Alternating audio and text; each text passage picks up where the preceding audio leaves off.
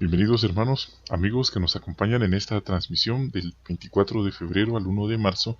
Estaremos considerando el discurso de 10 minutos de la sección Tesoros de la Biblia. Vamos entonces a ver lo que dice este interesante tema titulado Jehová siempre cumple sus promesas. Vamos a ver lo que dice la Biblia en Génesis capítulo 21 versículos 1 al 3. Dice: Jehová dirigió su atención a Sara, tal como había dicho, y Jehová hizo por Sara lo que le había prometido. Así que Sara quedó embarazada y luego le dio un hijo a Abraham, siendo ya viejo, justo para la época que Dios le había prometido a él. Abraham llamó Isaac al recién nacido, el hijo que Sara le había dado. Bien, ahí vemos que Sara quedó embarazada y tuvo a Isaac. Veamos ahora lo que dice el versículo siguiente en Génesis 21, 5 al 7. Los versículos siguientes dicen: Abraham tenía 100 años cuando nació su hijo Isaac, y Sara dijo: Dios me ha hecho reír, y todo el que oiga esto reirá conmigo. Ella también dijo: ¿Quién le hubiera dicho a Abraham? Sara sin duda amamantará a un hijo. Y mira, le he dado un hijo en su vejez. Ahí vemos entonces cómo Jehová hizo realidad lo imposible. Solo vamos a leer entonces los siguientes versículos y vamos a pasar a explicar lo que hemos considerado. Génesis 21, 10 al 12. Por eso le dijo a Abraham: Echa de aquí a esa esclava y a su hijo. Mi hijo Isaac no va a compartir su herencia con el hijo de esa esclava. Pero a Abraham le dolió mucho lo que ella había dicho de su hijo. Entonces Dios le dijo a Abraham: No te sientas mal por lo que Sara te está diciendo sobre el muchacho y tu esclava. Escúchala, porque por medio de Isaac vendrá lo que será llamado tu descendencia. Versículo 14. Así que Abraham se levantó muy de mañana, tomó pan y un odre de agua y se los dio a Agar. Él le puso todas las cosas al hombro y luego los despidió a ella y al muchacho. Entonces ella se marchó y anduvo sin rumbo por el desierto de Berseba. Bien, hermanos, vemos aquí entonces lo que pasó. Sara quedó embarazada, tuvo un niño. Jehová hizo lo que parecía imposible desde el punto de vista humano, y ellos confiaban en la promesa que Jehová les había hecho sobre Isaac. Sin embargo, recapitulando esto que hemos visto, dice la Biblia que ella se rió. ¿Será por falta de fe? Bueno, vemos que no es por falta de fe, era más por un sentido de sorpresa e incredulidad. Sí, pero ella tuvo fe. De hecho, la Biblia la presenta como una mujer de fe. Sí, ella fue la mujer que se usó para concebir descendencia. Sí, por así decirlo, ellos fueron los precursores en este sentido, fueron el instrumento, la pareja que Dios usó para formar a su pueblo Israel en aquel momento, para dar inicio a la descendencia, para dar inicio al medio que se usaría para recibir al Mesías aquí en la tierra. Bien, entonces vemos que Sara conocía a Jehová y sabía que él podía cumplir sus promesas. Ella tuvo fe en eso. Por supuesto, se mostró sorprendida y hasta incrédula, pero ella no dudó de lo que Jehová le dijo. Ella creyó, y todos necesitamos tener una fe así. Fe en que lo que parece imposible, Jehová lo cumplirá. Todos debemos esforzarnos por conocer mejor al Dios del que habla la Biblia. Esto es más que solo almacenar datos en nuestra cabeza. Sí, esto es en nuestro corazón mantener aprecio, tener un profundo aprecio por las promesas de Jehová. Al hacerlo, nos daremos cuenta de que Sara hizo bien al confiar en Jehová, porque, como ya dijimos, y perdón si somos repetitivos, Él es fiel y cumple siempre todas sus promesas. En cuanto a Él, lo dicho es hecho. A veces incluso haciéndonos reír de asombro o de incredulidad. Bien, luego vimos en el relato que hubo un problema. Vamos a hablar más de eso ahora. Vemos que por fin llegó el momento, y ahí lo vemos. Sara y Abraham reciben su hijo, al cual le pusieron el nombre de Isaac. Están muy contentos. Él para ese momento ya tiene 100 años y ella 90 años. Una diferencia de edades de 10 años, siendo Abraham mayor que Sara, 10 años. Así que Dios le había mandado que le pusiera por nombre Isaac al niño. Podemos imaginarnos a Sara agotada pero con una sonrisa radiante mientras dice: Dios me ha preparado risa, todo el que oiga de ello se reirá de mí. Este regalo milagroso de Jehová la colmó de felicidad el resto de su vida, pero también le trajo grandes responsabilidades a Sara. Sí, entonces vemos que eso fue los primeros años. Ahora, cuando Isaac tenía 5 años, dice la Biblia que la familia organizó un banquete para celebrar que había sido destetado. ¿Sí? Entonces, esto era algo importante, pero no todo era felicidad. Se presentó algo en lo cual la Biblia no da detalles específicos, simplemente da información que nos hace pensar, información que es significativa, que nos hace ver que se presentó una dificultad, una amenaza a la integridad del niño. Sí, vemos que el relato dice que Sara observaba de continuo un comportamiento preocupante. Sí, ese comportamiento preocupante tenía que ver con su hijastro, con el otro hijo de Abraham con la esclava Agar, el joven Ismael. Para ese entonces tenía 19 años, ya era alguien con una edad considerable, y el niño Isaac apenas tenía 5 años. Pero vemos que él no dejaba de burlarse del pequeño Isaac de 5 años. Y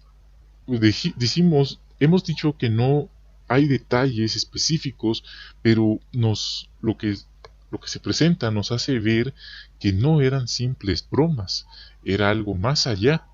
Sí, de hecho el apóstol Pablo, por inspiración divina, calificó ese comportamiento como una persecución. Así que Sara consideró que esos abusos, esas bromas, eran una seria amenaza para la vida de su hijo.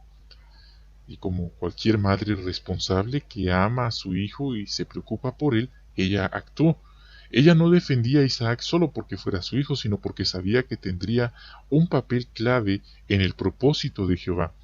Y por supuesto, cualquier niño que se vea amenazado tiene que ser defendido, tenga o no tenga un propósito. Ese no es el punto, pero ella actuó por defender a su hijo. Y este niño era especial porque tendría un papel clave en el propósito de Jehová. Así es que doblemente bien estuvo lo que ella hizo. De modo que ella se armó de valor y sin rodeos le comunicó a Abraham, le pidió que Agar e Ismael se fueran. Sí, y fue lo mejor. ¿Cómo se sintió Abraham? Bueno, dice la Biblia que a él no le gustó. Ya leímos los relatos. No le gustó, le dolió mucho que le pidiera esto, porque era su hijo. Al fin y al cabo, era su otro hijo. Podríamos decir, era su primogénito, porque él nació antes que Isaac. Así que el amor de padre lo cegaba. Esto es interesante, a veces hay hijos que actúan mal y los padres, por el amor que les tienen, no lo ven y se ciegan a las faltas graves de sus hijos. Bien, vemos entonces que Jehová no se quedó de brazos cruzados, él actuó, él intervino. El relato dice: entonces Dios dijo a Abraham: no te sea desagradable nada de lo que Sara siga diciéndote acerca del muchacho y acerca de tu esclava. Escucha su voz, porque es por medio de Isaac por quien lo que será llamado descendencia tuya será. Jehová le aseguró que cuidaría de Agar y de su hijo, y el fiel Abraham obedeció. Así que alistó un contenedor con agua, con otro con pan, y al día siguiente los despidió. Les dijo que tenían que irse y ellos se marcharon. Bien, hermanos, ahora sí vemos, Jehová siempre cumple sus promesas. Jehová recompensó la fe de Abraham, la confianza, la obediencia de Abraham, Sí, de Abraham y Sara dándoles un hijo. ¿Cómo? Eso no importa.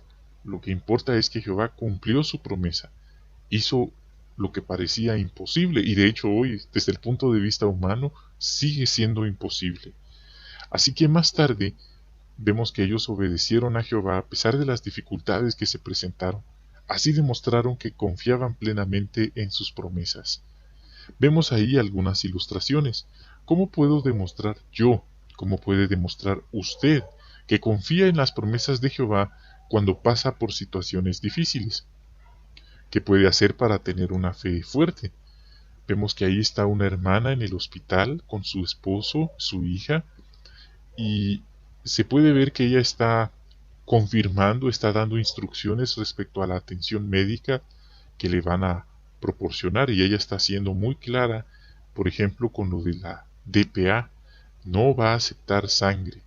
Ella está siendo honesta, está siendo clara, y es un desafío porque quizás pueda hacer que su vida esté en riesgo, pero ella confía en que Jehová le devolverá la vida en el nuevo mundo si ella llegara a perderla en este sistema por serle fiel a Jehová, muy parecido a lo que Abraham y Sara hicieron.